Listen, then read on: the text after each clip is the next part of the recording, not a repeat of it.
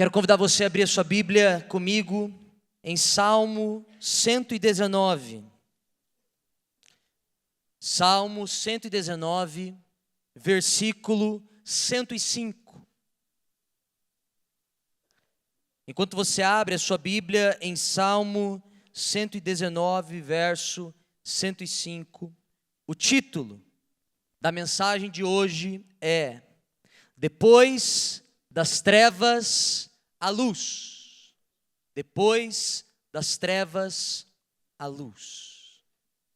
E o texto de Salmo 119, 105 diz: Lâmpada para os meus pés é a tua palavra, é luz para os meus caminhos. Você pode dar um amém por isso? Deus é bom demais. Recentemente nós celebramos mais um ano da Reforma Protestante, num domingo muito especial. O pastor Emerson trouxe uma mensagem ao nosso coração a esse respeito. Mas como a gente é crente raiz, assim, a gente gosta de celebrar mais de um domingo, assim. Então, meditando sobre esse tema da Reforma Protestante, o Espírito Santo tocou muito no meu coração sobre o que é a essência da Reforma Protestante. Qual é a grande ideia que os reformadores procuraram trazer na Reforma Protestante? Um dos grandes nomes da Reforma e pai do presbiterianismo também é João Calvino. João Calvino, ele tinha uma célebre frase que, se você for na Suíça, você vai ver escrita em algumas imagens, em alguns quadros de João Calvino, uma frase em latim que ele dizia: pós tenebras lux. E essa frase significa nada mais, nada menos que o título dessa mensagem: Depois das trevas, a luz. E qual era a ideia de João Calvino ao cunhar essa frase tão importante? João Calvino, ele estava tentando dizer ao povo que a partir daquele momento da reforma, agora, o povo tinha acesso novamente à palavra de Deus. Porque antes da reforma, se você for estudar a história, você vai perceber que espiritualmente é como se a humanidade tivesse vivido muito tempo no escuro. Desde o ano 380, quando Teodósio I estabeleceu no Édito de Tessalônica que o cristianismo seria a religião oficial de Roma, e então começaram as celebrações da Igreja Católica Apostólica Romana. Aplicou-se algo muito comum: eles faziam as missas em latim, que era a língua do povo romano. Porém, com o tempo passando e o cristianismo se expandindo, o latim não era mais a língua materna de grande parte do povo que ouvia as missas. E o povo não tinha acesso às escrituras e não compreendia o que estava sendo falado dentro do culto. Era costumeiro, inclusive, que fosse ministrado as missas o ministro de costas para a igreja. Imagina que legal. Se já é difícil ouvir o pastor aqui uns 30 minutos, imagina ouvir em latim. Meu Deus. Mas o povo então não tinha acesso às escrituras e sempre eles dependiam de um intermediário, alguém que pudesse falar algo para eles. Então, eles dependiam daquele que estava falando. Mas João Calvino fala que a partir da reforma, a grande ideia é que agora o povo pudesse novamente ter as escrituras na sua língua. Se você não sabe, o Novo Testamento foi escrito em grego koiné. Era a língua que o povo falava. E agora, então, na reforma, a partir da reforma, Lutero traduz aquela Bíblia que antes só havia em latim para o alemão. E aí, a partir daí, várias traduções começaram a aparecer e o povo começou novamente a ter acesso às sagradas escrituras. E aí João Calvino fala: depois das trevas, a luz. Que luz é essa? É a luz da palavra de Deus, inspirada pelo Espírito Santo, tocando o coração daquele povo, que agora podia ter acesso às escrituras. Por isso que o grande foco da reforma é justamente um chamado a voltarmos à palavra. Eu e você somos chamados a isso. A gente recebe, muitas vezes nós pastores recebemos vídeos de países que são perseguidos, pessoas chorando ao receber um exemplar da Bíblia. Jonathan está aqui, viaja aí O mundo inteiro pode confirmar o que eu estou falando. Pessoas chorando às vezes de receber uma página das Escrituras, em países onde isso é proibido. Mas nós vivemos num país onde existem inúmeras traduções. E às vezes a sua Bíblia está lá na sua casa aberta em Salmo 91, no meio da sua sala, para espantar o capeta, alguma coisa do tipo. Ou se você é um crente mais carente, assim, você deixa aberto em Salmo 23, para lembrar que Jesus está com você e tal. Mas fica ali. Nós precisamos resgatar esse chamado, de voltarmos à palavra, desejarmos a palavra, mergulhar nas Escrituras, de tal forma que sejamos inundados por elas. Depois das trevas veio a luz. E Deus literalmente deixou desenhado para a gente poder olhar para as Escrituras e nos aprofundarmos nelas. Por isso, meu intuito hoje aqui é deixar 4 motivos pelos quais eu e você devemos desejar voltar às Escrituras. Devemos desejar mergulhar nas Escrituras. Você vê que não é nem muito presbiteriana essa mensagem, é 4 motivos. Então segura aí. Primeiro motivo que eu e você precisamos desejar voltar às Escrituras é que a palavra é o nosso alimento. A palavra é o nosso alimento. Em Salmo 1, do verso 1 a 3, a Bíblia diz: Feliz é aquele que não segue o conselho dos perversos, não se detém no caminho dos pecadores, nem se ajunta na roda dos zombadores. Pelo contrário, tem prazer na lei do Senhor e nela medita dia e noite. Ele é como a árvore plantada à margem do rio, que dá seu fruto no tempo certo.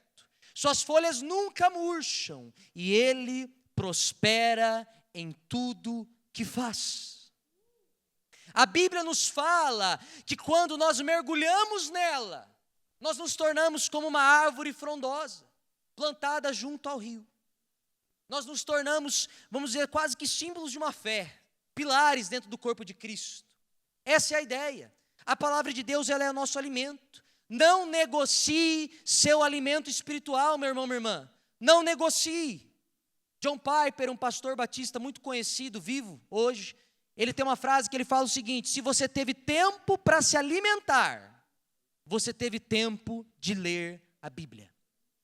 O problema é que muitas vezes as pessoas chegam para nós e falam assim: pastor, legal isso, mas sabe, pastor, a minha agenda é muito ocupada. E nessa hora eu confesso, irmãos, que vem um ódio santo no meu coração. Sabe aquela figurinha que a gente manda no WhatsApp, está escrito assim: eu ia dizer algo, mas Jesus me tocou e disse: filho, pare.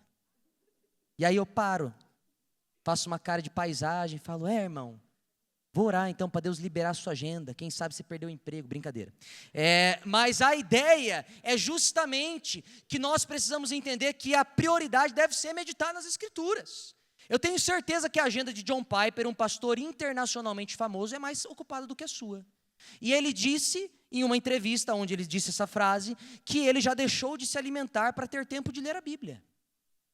Este homem compreendeu a importância de mergulhar na palavra de Deus. E como se quando ele não faz isso, ele se torna fraco espiritualmente falando.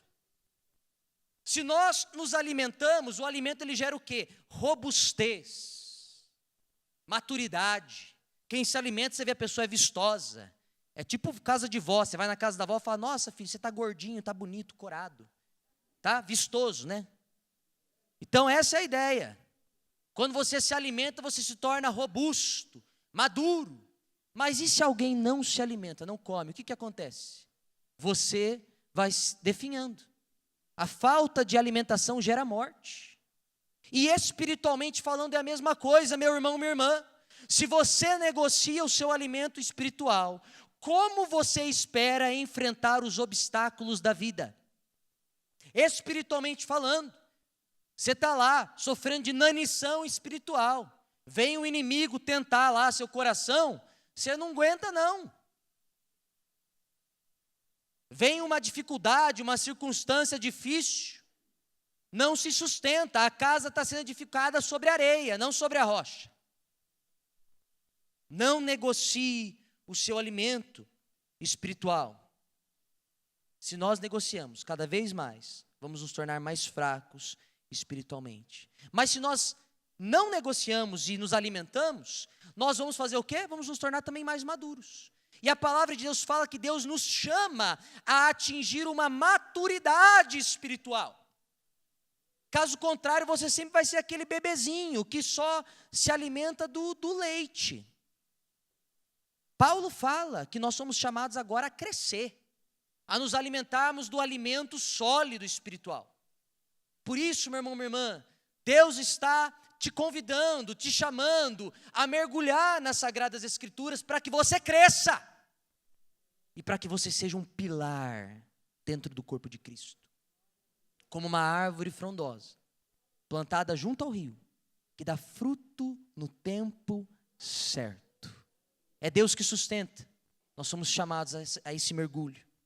Mas o segundo motivo, pelo qual eu e você precisamos desejar a palavra de Deus, é porque a palavra, ela é nossa única regra de fé e prática. Vou repetir, a palavra é nossa única regra de fé e prática. Tem um texto clássico em 2 Timóteo 3,15 que diz, Paulo falando a Timóteo: desde a infância lhe foram ensinadas as Sagradas Escrituras, que lhe deram sabedoria para receber toda a salvação que vem pela fé em Cristo Jesus. Toda a Escritura é inspirada por Deus e útil para nos ensinar o que é verdadeiro e para nos fazer perceber o que não está em ordem na nossa vida. Ela nos corrige quando erramos e nos ensina a fazer o que é certo. É essa a importância da Bíblia, meu irmão, minha irmã. É esta a importância. Todos nós aqui precisamos de um norte. Todos nós precisamos de direcionamento. O ser humano, quando ele é abandonado por si só, ao seu próprio entendimento, certamente ele vai caminhar para o engano, para o erro, para um caminho perigoso. A própria Escritura fala que o nosso coração, ele é enganoso. Quando nós vemos a humanidade, sempre que ela é deixada a seu bel prazer, nada de bom acontece. Porque também as Escrituras falam que nosso coração é enganoso e pecaminoso, naturalmente falando. Até mesmo as sociedades atuais dizem que é necessário regras, leis, para que nós possamos ter uma coexistência saudável. Todo mundo concorda com isso. A gente precisa de regras, leis. Caso contrário, vira o quê? A ausência de regras e de leis sempre deu lugar à anarquia e à desordem. É assim. Grandes personagens da cultura pop, como por exemplo o Coringa, o vilão do Batman, ele é a personificação da anarquia. É um homem que não segue lei alguma, que gosta de ver o caos. Mas quão longe será que nós estaríamos do Coringa, por exemplo, se não houvesse lei alguma? Nada que nos freasse. Se não houvesse nada, por exemplo, que me dissesse que roubar um iPhone 15 Pro Max dentro da loja da Apple fosse errado e que algo ia acontecer de ruim comigo, muito provavelmente eu iria lá pegar um iPhone 15 Pro Max. Se nada dissesse para nós que é errado, por exemplo, cobiçar a mulher do outro, talvez muitos o fariam. Se nada nos dissesse que é errado matar e que se eu matar, eu vou em cana, talvez você já teria passado, muita gente para o além-vida. Alguém que te incomodou, alguém que falou algo que você não gostou, alguém que cruzou você no trânsito. Nós precisamos de um norte. São inúmeros exemplos que mostram como a nossa natureza pecaminosa ela é terrível. Até um ateu vai concordar que nós precisamos de lei e de ordem para viver de forma tranquila. Inclusive, mesmo dentro do meio dos ascéticos ou dos ateus, nós vemos inúmeras pessoas relatando que existe dentro da humanidade um senso de certo e de errado. que também conduz a humanidade um pouquinho. E aqui fica a dica para você que tem um amigo que levanta essa bandeira, né? Esse senso de certo e errado, ele não é unânime. Aliás, se você for ver o direito internacional, como por exemplo, grandes princípios da dignidade da pessoa humana, são princípios judaico-cristãos. A sociedade ocidental, ela é sustentada sob princípios judaico-cristãos. Você que está na faculdade, você pode ir lá falar para o seu professor de ética que não acredita em Deus, que a nossa sociedade é sustentada por princípios do cristianismo. E se alguém acha que antes era assim, fala para pesquisar historicamente as nações do norte da Europa, antes do cristianismo, onde a lei era da força e da honra. Ou seja, eu gostei da mulher do outro, mas ela está com outro, eu vou lá e duelo com ele, mato ele, se eu matar ele, eu pego as coisas dele, a mulher dele, está tudo certo. E se eu perder, ele pega o que é meu e está tudo certo, e ninguém vai falar nada. E se eu fizer isso com muita gente, eu viro o líder do bando ali. Era assim que funcionava. Então, esse senso de comum e de errado nem sempre é unânime. Nós precisamos de um norte. Nós precisamos desse norte. E para nós cristãos, a palavra de Deus, ela vem justamente com o intuito de nos socorrer da nossa própria ignorância. A palavra de Deus faz isso. Na palavra de Deus, nós encontramos aquele que é a autoridade suprema, o Deus Todo-Poderoso, dizendo para mim e para você como nós devemos viver. Por isso que nós falamos que a palavra de Deus, ela não é que ela contém, a Bíblia não contém a palavra de Deus, a Bíblia é a palavra de Deus, a Bíblia é inerrante. Nós cremos nisso. Por isso a palavra vem para nos tirar da nossa própria ignorância. Mas se o próprio Deus está falando para mim o jeito certo de viver nas Escrituras, se eu não sigo, se eu não aceito o conselho do alto, isso não passa de pura tolice. Isso é um fato, irmãos. Não passa de tolice. É como, por exemplo, um bebê que vai lá brincar com algo que é perigoso. O pai e a mãe sabem que aquilo é perigoso. Timóteo está com essa agora. Sai andando, ele abre a gavetona lá, ele mete a mãozinha dentro e ele vai com tudo para fechar. Aí uma parte de mim fala, às vezes eu penso em deixar para ele ver que dói. Aí não faz mais. Daí eu penso que eu não quero ter um bebê sem 3 dedos. Aí eu falo, filho, não, tira a mãozinha daí. Deus, ele faz isso conosco. Deus quer nos tirar da nossa ignorância. Deus conhece todas as coisas. Nós precisamos ouvir o seu conselho. Ou você acha que você sabe mais da sua vida do que o próprio Deus? Ou você acha que você tem uma competência melhor para lidar com os seus problemas do que Deus? Ou você acha que a tua sabedoria, que o teu insight social é superior ao de Deus? Não, meus irmãos e irmãs. Nós somos chamados a voltar nossos olhos para as Escrituras e ouvir o conselho daquele que sabe de todas as coisas, para que Ele nos dê um norte, para que nós encontremos aqui a nossa regra de fé e prática, o nosso jeito certo de viver, para que possamos experimentar a verdadeira liberdade em Cristo Jesus. Porque o mundo vai falar para você que liberdade é fazer o que você bem entende, mas quando você segue esse conselho mundano, você está nada mais, nada menos do que caindo nas armadilhas de Satanás.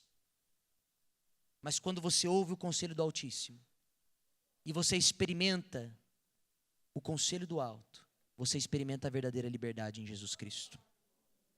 Por isso, meu irmão, minha irmã, se você tem dúvidas de como viver, se você está numa situação difícil, você precisa mergulhar mais na palavra.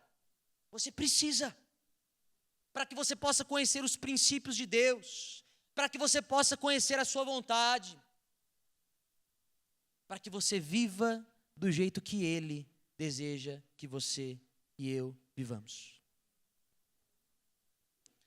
Terceiro motivo para que eu e você desejemos viver mergulhados na palavra é porque a palavra nos permite conhecer a Deus e o seu plano eterno. A palavra nos permite conhecer a Deus e o seu plano eterno. Meu irmão, minha irmã, como nós vamos conhecer a Deus? É uma pergunta. Alguém aqui por acaso já ouviu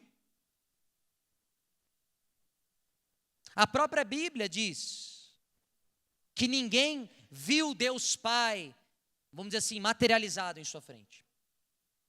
Mas a Bíblia também fala que Deus se revelou em sua forma máxima, onde? Na pessoa de Jesus Cristo.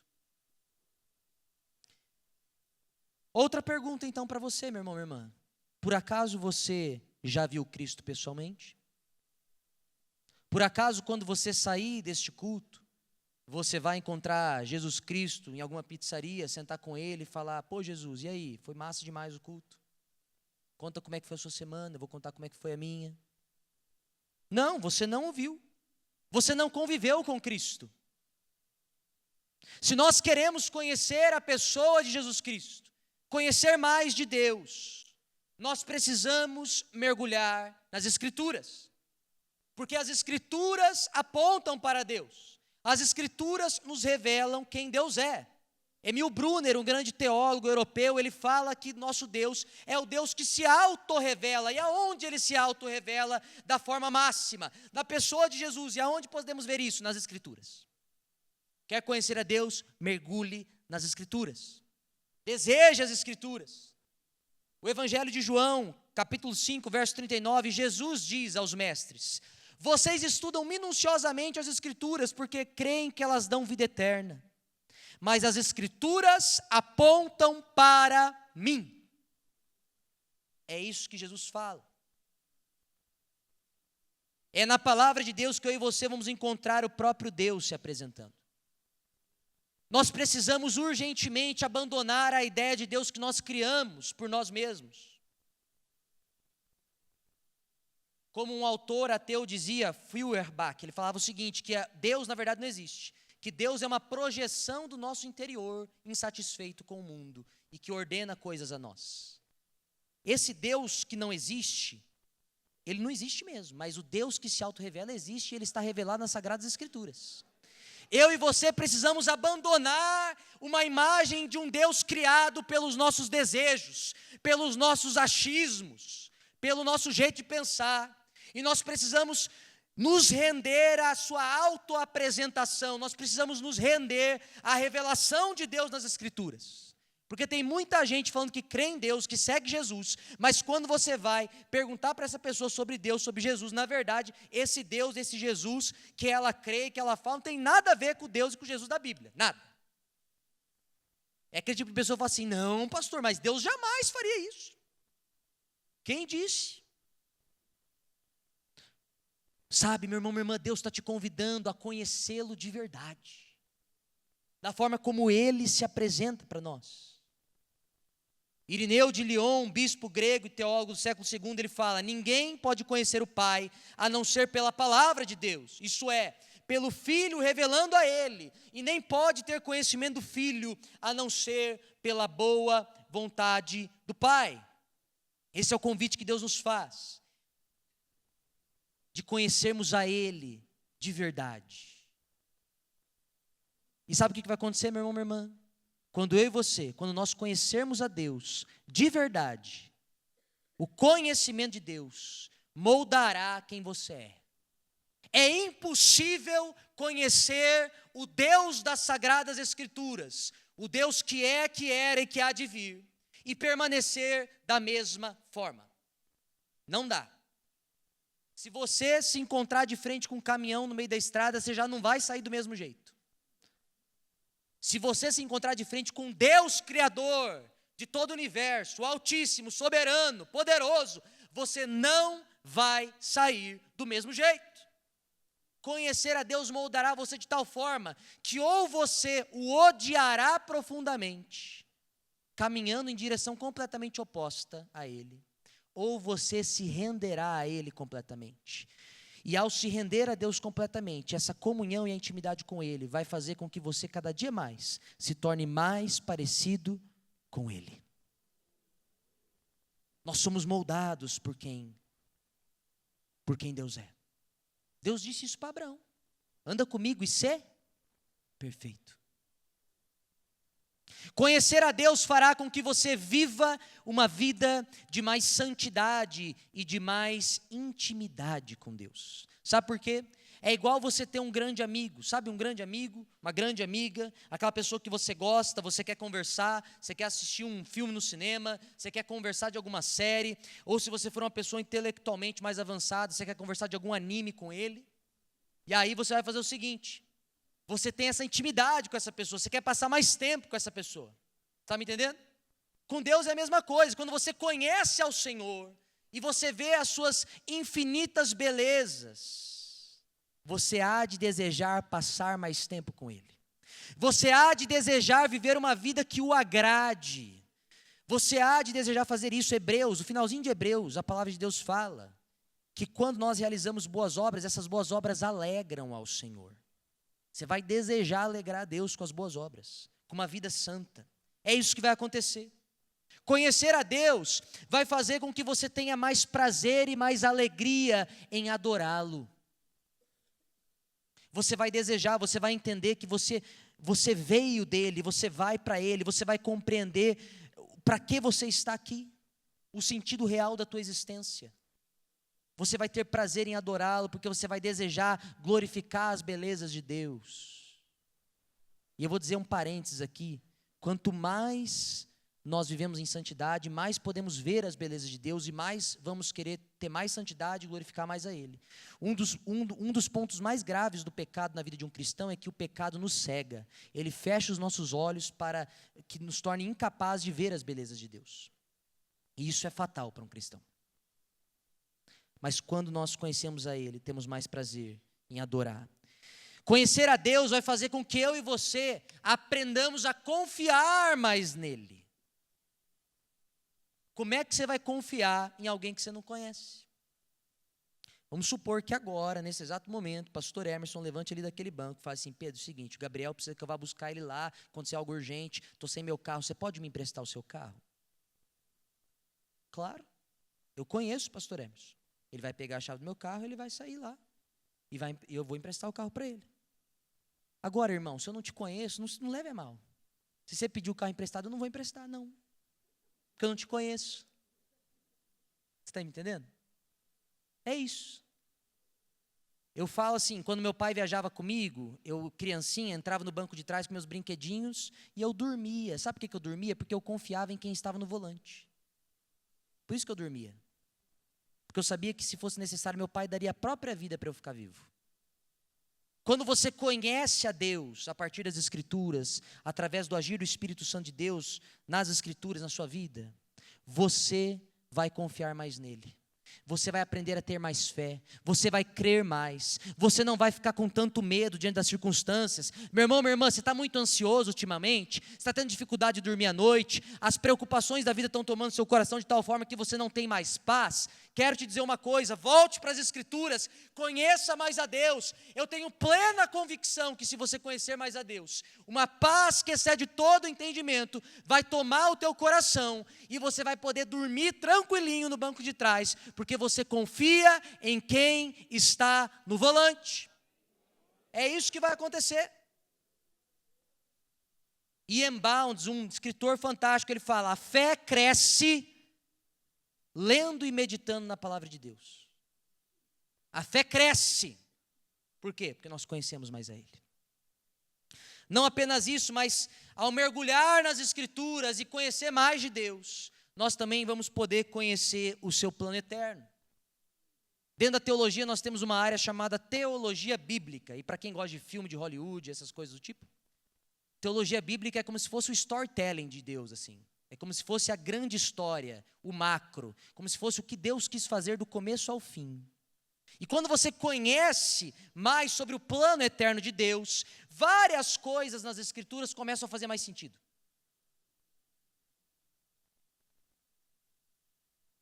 Quando você conhece mais o plano eterno de Deus, você vai ter mais prazer ainda nas Escrituras, sabe por quê? Quando você chegar lá em Levítico, na sua leitura bíblica, você não vai querer pular mais. Os irmãos que riram, eu fico feliz que quem riu quer dizer que lê a Bíblia, porque sabe o que eu estou querendo dizer. Porque quando a gente chega em Levítico, a gente fala, meu Deus, Deus, só fala de pomba sendo cortado, bicho sendo cortado, o que é isso? Mas quando você chega lá por volta do capítulo 16 de Levítico e você vê aquele momento da expiação principal, aonde havia um cordeiro, onde o sumo sacerdote confessava os pecados de Israel, aquele era mandado para o deserto, o bode expiatório. O outro ele colocava as mãos e ele era imolado. E quando você vai lendo aquilo, quando você vai chegar lá no Novo Testamento em João Batista fala: eis o Cordeiro de Deus que tira o pecado do mundo. Você vai falar: epa, eu entendi. Esse cara vai ser imolado, esse cara vai ser moído pelo meu pecado, pelas minhas transgressões. Ele é o bode expiatório, ele vai levar as minhas enfermidades, ele vai levar os meus pecados, mas ele também vai sangrar no madeiro para que eu experimente perdão. Quando nós compreendemos o plano eterno de Deus, a Bíblia faz mais sentido, meu irmão, minha irmã. Conhecer esse plano eterno vai fazer com que você encontre um propósito sólido na tua caminhada. Você vai entender que Deus não te chamou apenas para você ser salvo, entende aqui. Deus não veio apenas para você, entre aspas enormes, apenas para ser perdoado, não. Sabe o que Deus quer da sua vida, meu irmão, minha irmã? Deus quer perdoar os seus pecados, te levantar, te colocar de novo na posição a qual Ele te chamou, sacerdócio real. Deus quer ver você metendo a mão na massa. Deus quer ver você evangelizando, testemunhando do nome dEle. Deus quer ver você pregando na tua casa, transformando a vida dos seus parentes. Deus quer ver você servindo dentro de uma célula. Deus quer ver você brilhando a luz de Cristo e a luz das Escrituras por onde você passa. É isso que Deus quer ver de você, de mim. Quando nós mergulhamos na Bíblia, nós aprendemos o nosso propósito sólido. Quando nós entendemos esse plano eterno de Deus, isso vai trazer mais sentido, por exemplo, a comunhão com a igreja. Você vai parar de reclamar daquele irmão chato que tem na igreja, porque tem mesmo. Porque aquele irmão chato, ele vai te afiar para se tornar uma pessoa mais madura. Então, se tiver algum irmão chato que você conhece aqui na igreja, quando terminar o culto, você chega nele e fala: glória a Deus pela sua vida. Ele já vai entender o recado. Mas a ideia é que quando você mergulha na palavra de Deus, você vai entender que a comunhão com a igreja ela é especial. Não tem como, gente, você amar o cabeça da igreja e odiar o corpo.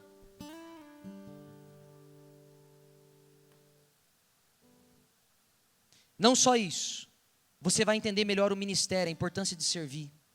Você vai entender que você foi chamado para fazer algo. Você vai ter prazer em servir na igreja.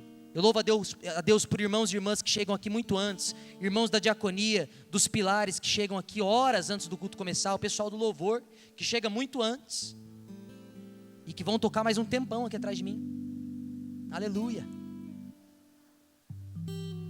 Mas eu dou glória a Deus. Sabe por quê, irmãos? Eles entenderam o valor do serviço e nós precisamos entender também. Conhecer o plano eterno de Deus vai colocar um sentimento de alta expectativa pela consumação de todas as coisas. Quando você entender esse plano eterno, você vai falar: eu já sei que o final da história, eu já li a última página da história, eu sei que a vitória vem. E aí quando as coisas começarem a acontecer no mundo, a política não está dando certo, o Brasil está difícil, meu Deus, olha minha conta bancária, Senhor amado, tem misericórdia. Você vai olhar para aquilo e falar assim: mas eu descanso no Senhor, porque eu sei que não importa o que esteja acontecendo no Brasil e no mundo, a vitória está garantida na pessoa de Jesus. Eu sei que Ele virá, e a justiça dEle virá com Ele. Isso vai te dar uma alegria, meu irmão, minha irmã, uma alegria de viver, uma firmeza e uma perseverança para passar no meio das circunstâncias difíceis. Quarto motivo. Estão comigo ainda, né? Amém. Quarto motivo é: a palavra é a nossa arma. Diga comigo: a palavra é a nossa arma. Efésios 6,17 fala: e empunhem a espada do Espírito, que é a palavra de Deus. É uma arma contra o que, pastor? Trouxe alguns exemplos. A palavra é uma arma contra os governantes e autoridades, ou principados e potestades do mundo invisível. Nós não batalhamos contra carne e sangue, irmãos e irmãs. Neste exato momento, o mundo espiritual está agindo aqui. Eu creio que estamos rodeados de ossos celestiais do Senhor. O Espírito Santo está tocando teu coração, meu coração. Está acontecendo. E nós batalhamos as batalhas espirituais. A palavra de Deus é a nossa arma. A palavra de Deus é a nossa arma. O próprio Cristo, quando foi tentado pelo diabo, usou o quê? A palavra. Por isso, meu irmão, minha irmã, tome posse das promessas de Deus. Tome posse da palavra do Senhor. Declare sobre a tua vida, declare sobre a tua casa, declare sobre o teu filho, sobre a tua esposa, sobre o teu marido. Declara, meu irmão, minha irmã. A palavra de Deus também é uma arma contra heresias e contra o engano de terceiros. A gente vive um tempo onde muito se discute se a palavra deveria ser atualizada, reavaliada, readaptada à luz da cultura odierna ou da sociedade. Mas eu quero te dizer, meu irmão, minha irmã, que ela não tem que ser atualizada. É a palavra de Deus. É a palavra de Deus. Ela precisa ser pregada, propagada. Ela é luz, luz que traz vida. A mensagem é a mesma. Mas eu e você precisamos mergulhar na palavra. Sabe por quê, meu irmão, minha irmã? Porque eu e você precisamos de uma vez por todas parar de delegar para os pastores e para os líderes a responsabilidade de nos dizer se aquilo é ou não verdadeiro. A Bíblia fala de um povo, dos bereanos, que enquanto Paulo pregava, eles olhavam as escrituras para ver se o que Paulo pregava era condizente com a palavra. Você precisa ter conhecimento suficiente para saber se eu não estou aqui pregando uma heresia.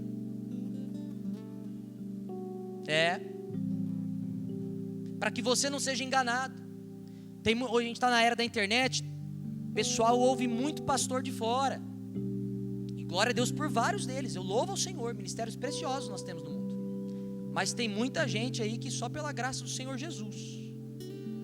Você tem maturidade para ouvir e saber filtrar? Falar, isso é do Senhor, isso não provém de Deus.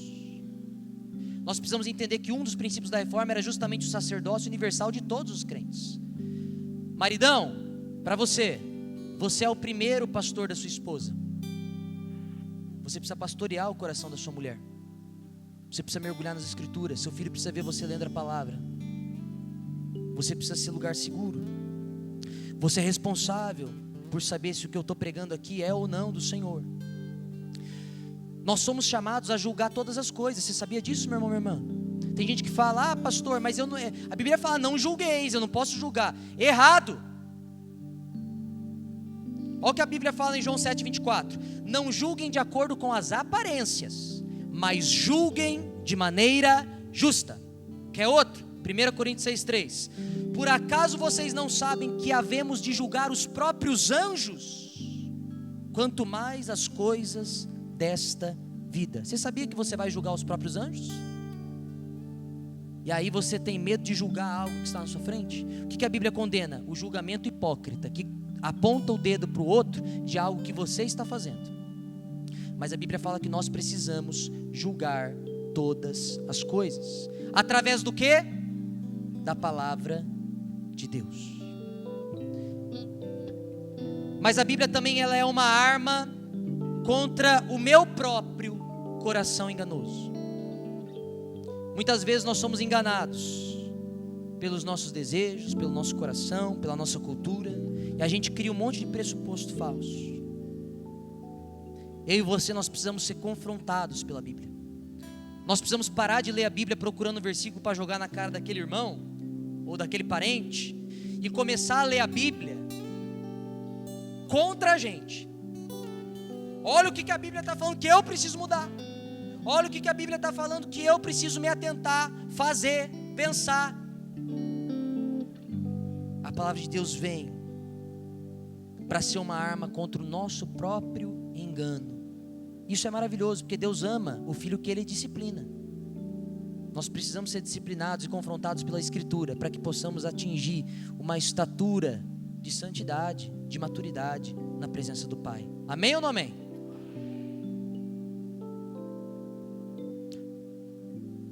Pós-tenebras lux. Depois das trevas, a luz. Será que eu e você não estamos vivendo em trevas ainda?